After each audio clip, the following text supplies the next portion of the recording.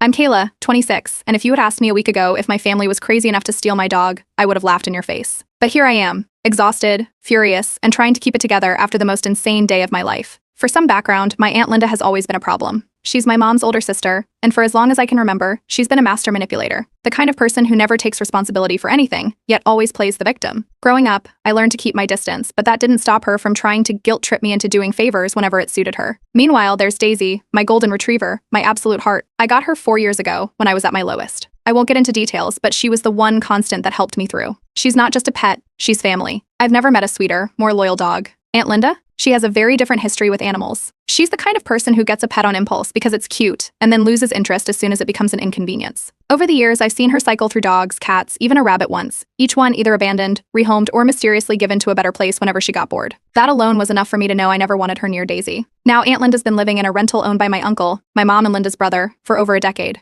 She's always late on rent, but because it's family, he's never kicked her out. She gets away with things because she always pulls the poor me act, and honestly, most people just give in to shut her up. Things boiled over at a family barbecue last weekend. Everything was fine at first, just the usual small talk and overcooked burgers. Then Aunt Linda cornered me in the kitchen. She had this fake sweet smile and started asking if I was free to watch her grandkids for a few weekends. No mention of payment, just the usual expectation that because we're family, I'd do it for free. I told her I wasn't available. That should have been the end of it. Instead, she flipped. She went on this whole rant about how selfish I was, how I never help family, and how she always sacrifices for others while I do nothing. I was so caught off guard that I just stood there while she got louder and louder. That's when Daisy, who had been laying near my feet, stood up and barked. She wasn't aggressive, she just sensed I was upset. Aunt Linda recoiled like she'd been personally attacked. "Control your dog," she snapped. "That thing is a menace." I laughed at that because really? Daisy, the gentlest dog ever, was a menace? But I didn't argue. I just picked up Daisy's leash and walked away. A few hours later, as people were leaving, I was busy saying goodbye to some relatives when I noticed Aunt Linda was gone. Didn't think much of it. I was just relieved she had left. Then I got home, and Daisy was gone. At first, I thought I was losing it.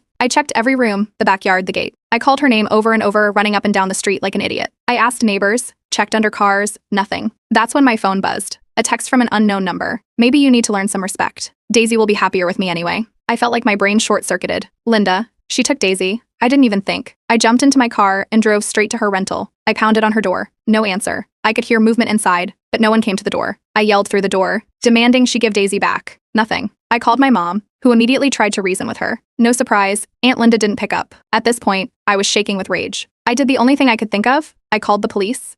They showed up pretty fast, but the moment I explained that it was my aunt who took her, their tone changed. They said since it was a family dispute, it was a civil matter, not a criminal one. They suggested I talk it out or take it to small claims court. I was floored. My dog had been stolen, and they were acting like it was a disagreement over borrowed furniture. The moment I got home, I started making calls. First, to my uncle, the one who owns the house Aunt Linda has been living in for over a decade. If anyone had leverage over her, it was him. He picked up almost immediately, and the second I explained what happened, he let out a long sigh. He wasn't surprised. Turns out, Aunt Linda had caused trouble like this before, though not with a dog.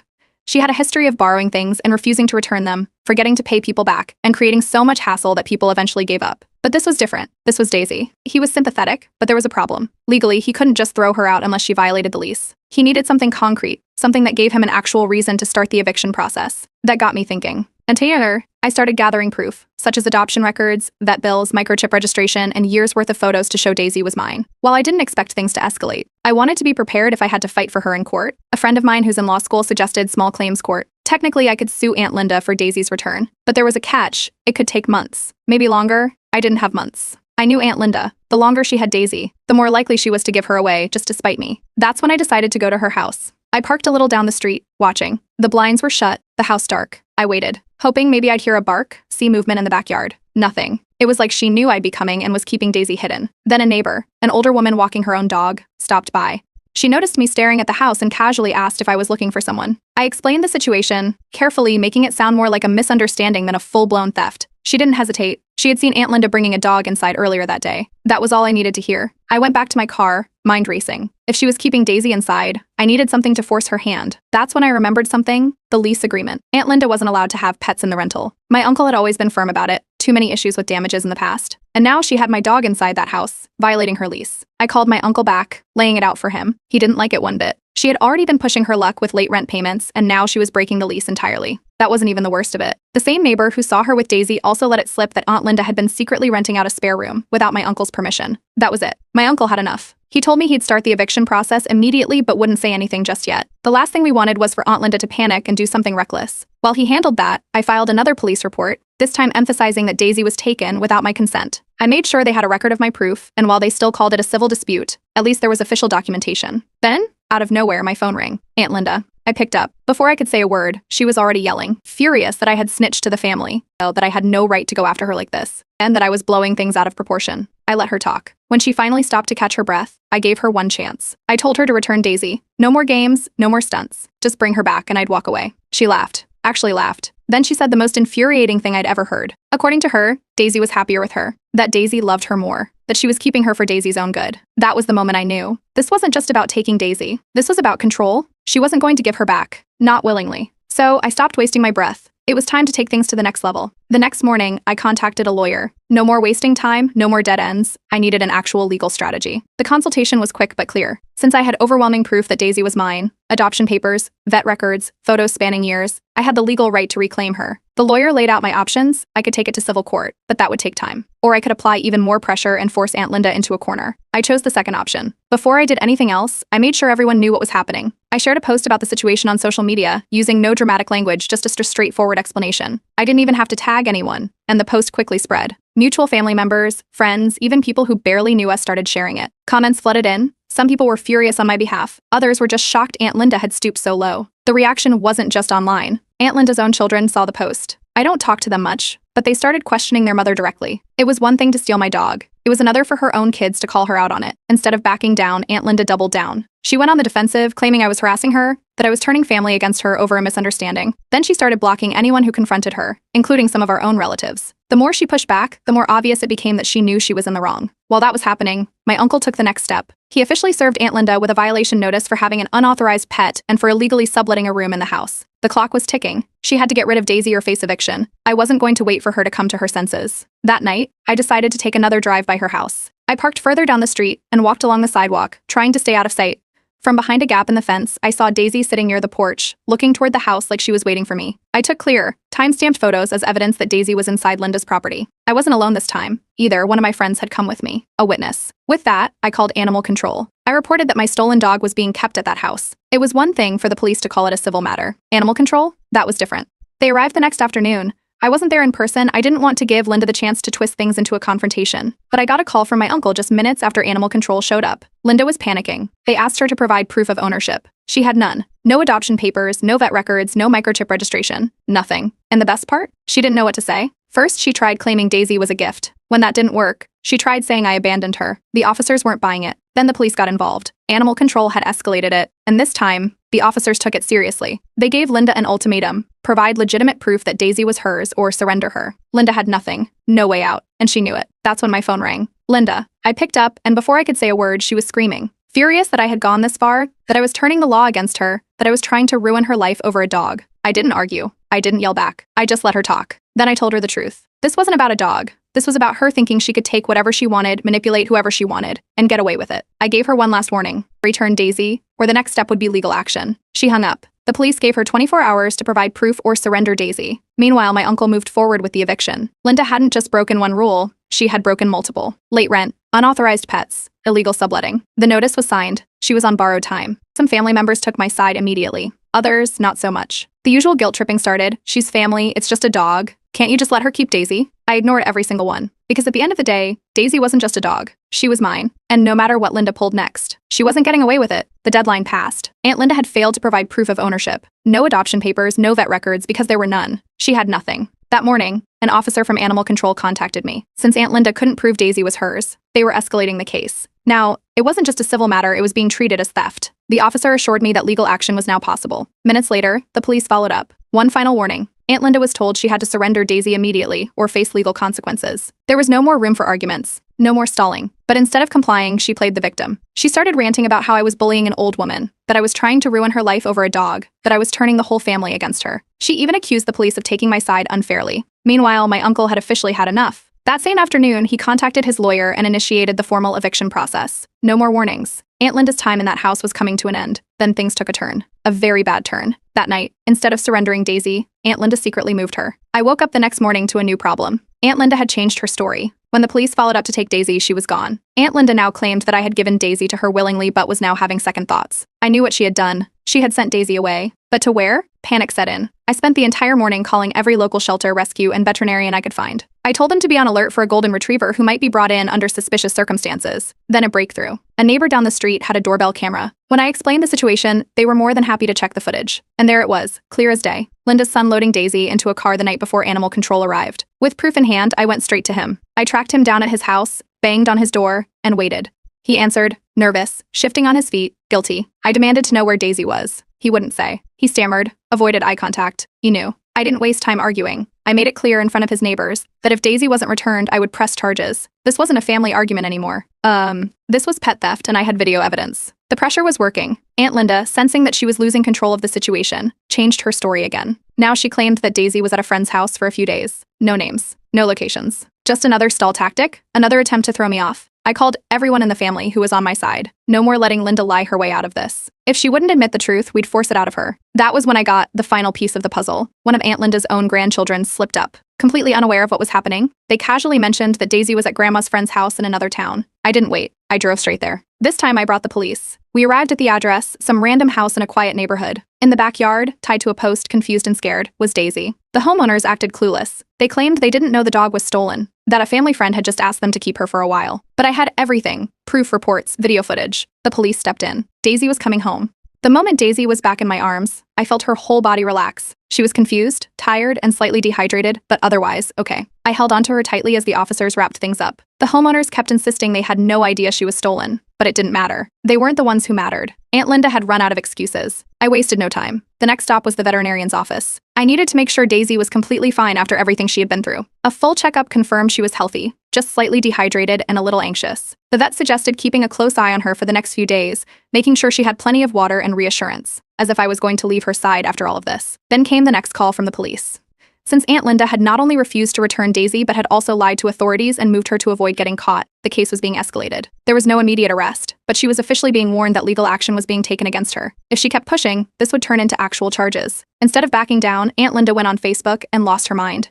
She posted a long, dramatic rant about how I had destroyed her life over a dog and how family should never do this to each other. She painted herself as a helpless old woman who was being bullied by her own niece, completely ignoring the fact that she stole my dog. The comments? A disaster. Some people actually defended her, but most called her out immediately. My social media post had already made the rounds and people knew the truth. Friends, extended family members, even some of her friends started turning against her. Meanwhile, my uncle made his move. The official 30-day eviction notice was served. No more warnings. No more leniency because she was family. She had violated the lease multiple times, and now she was out. That should have been the end of it. But Aunt Linda wasn't done. Instead of accepting the eviction, she went to the media. She contacted a local news station, telling them she was being unfairly evicted by family and had nowhere to go. She spun a whole sob story, hoping to gain public sympathy. But when reporters dug deeper, her entire plan backfired. They found her history of neglecting pets. They found out about the illegal subletting. They found multiple complaints from neighbors about her causing problems over the years. The whole thing flipped on her. No one bought her Victim Act anymore. As her support crumbled, the extended family split in two. Some relatives completely cut her off, realizing just how manipulative she had been. Others still tried guilt-tripping me. I started getting calls from distant relatives saying things like, "She's still family and you already got your dog back. Can't you just let this go?" Absolutely not.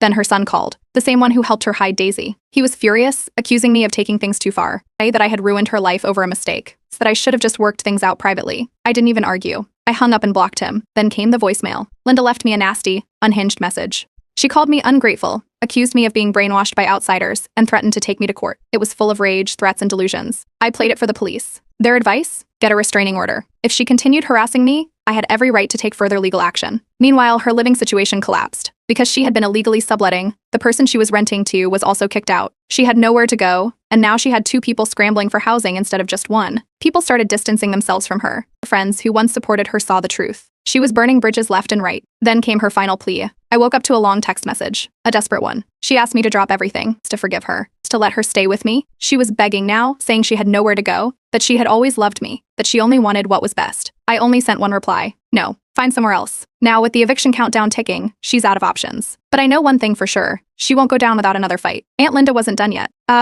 Even with her eviction date set and most of the family distancing themselves, she was still grasping at anything she could to stall the inevitable. She filed a formal complaint against my uncle, her landlord, claiming she was being evicted unfairly. She tried to argue that this was all personal retaliation, that she was being punished because of our family feud over Daisy. The complaint was shut down immediately. My uncle's lawyer shredded her argument with documented proof of her lease violations, late rent, unauthorized subletting, breaking the no pets policy. There was no gray area. She had no case. That didn't stop her from throwing another public tantrum. She went online again, this time targeting my uncle. She called him a traitor to family and claimed he was trying to make her homeless over a small misunderstanding. Then, she threatened to sue him for emotional damages. Nobody bought it. By now, almost everyone knew the full story. She had burned too many bridges. People ignored her or mocked her in the comments. The more she tried to get sympathy, the more people saw through her lies. That's when she started reaching out to distant relatives. She called up old family members she hadn't spoken to in years, begging for help. Most of them either ignored her or told her outright that they wanted nothing to do with this mess. The few who were tempted to take her side backed off once they heard the actual details. When that failed, she tried guilt-tripping my mother. She called her, crying about how I was ripping our family apart and how my mother should step in and fix things. My mother refused. She told Aunt Linda that she had done this to herself, that she had taken things too far, and that there was nothing left to fix. That was the last straw for Linda. The begging turned into threats.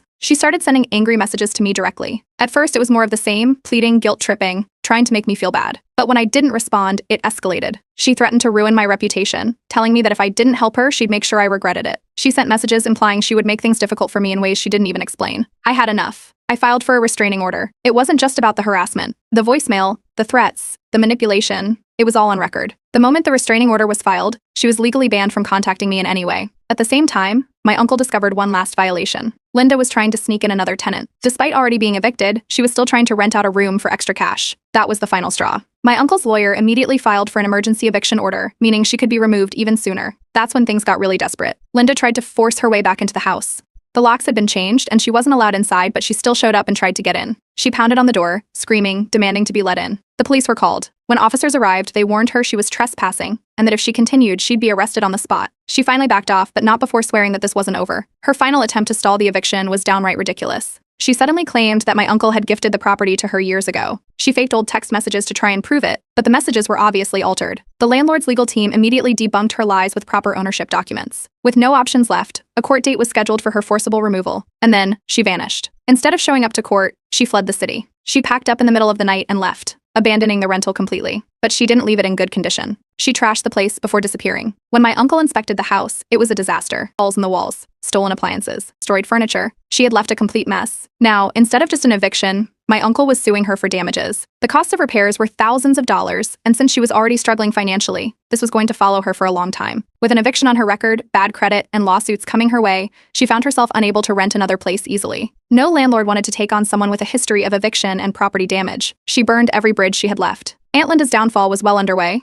After fleeing town to avoid eviction, she struggled to find stable housing. At first, she bounced between distant relatives and old friends, relying on the same sob story, how she had been forced out and betrayed by family. But her reputation had already caught up to her. Most people had already heard the truth. Some let her crash for a night or two, but once they saw the full picture, her eviction, the lawsuit, the destruction she left behind, they stopped answering her calls. One by one, the doors closed on her. And meanwhile, the eviction was finalized. The court officially ruled in favor of my uncle, meaning Linda now had a formal eviction on her record. No more legal loopholes, no more stalling. This made it nearly impossible for her to rent another place. Then came the financial consequences. With a lawsuit for property damages active, Linda owed thousands of dollars for the destruction she caused to the rental home. And since she never showed up to fight the case, the court automatically ruled against her. She was legally responsible for paying every cent. I made one final move. I blocked her. Everywhere. Phone, email, social media. I was done giving her any access to my life. My mother did the same, refusing to engage with Linda's manipulations any longer. She had burned every last bridge with us. Even the family members who had originally defended her started distancing themselves. The moment they realized she had lied the entire time, they went quiet. No apologies, no admitting they were wrong, just silence.